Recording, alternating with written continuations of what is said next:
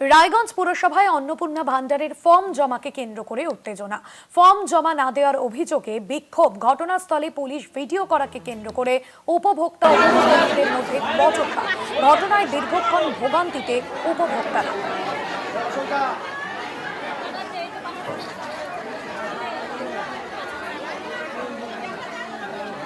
বিক্রমাদিত্য বিশ্বাস রয়েছেন ফোন লাইনে। বিক্রমাদিত্য, কি অভিযোগ, কেন দুপক্ষের বচসা, কি অভিযোগ উঠে আসছে দুপক্ষের?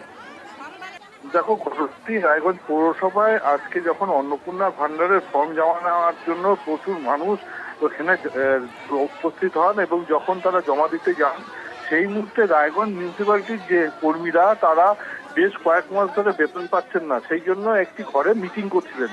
হঠাৎই একটি ছেলে সেই ঘরে ঢুকে যায় তার মায়ের ফর্ম জমা দেওয়ার জন্য, এবং সেখানে যাওয়ার পরে তাদের সাথে ওই সাথে এবং সেই ছেলেটির সাথে মিউনিসিপ্যালিটির যে স্টাফ আছে তাদের সাথে গন্ডগোল শুরু হয়, বাদানুবাদ শুরু হয় এবং সেই ছেলেটিকে অর্থাৎ দীপ হাজরা বলে যে ছেলেটি তাকে মারধর করা হয়েছে বলে অভিযোগ, এবং তাকে মারধর করার পরে তার মোবাইল ভেঙে দেওয়া।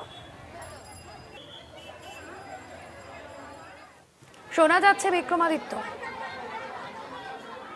সম্ভবত যোগাযোগ বিচ্ছিন্ন হয়েছে। ধন্যবাদ জানাবো তোমাকে।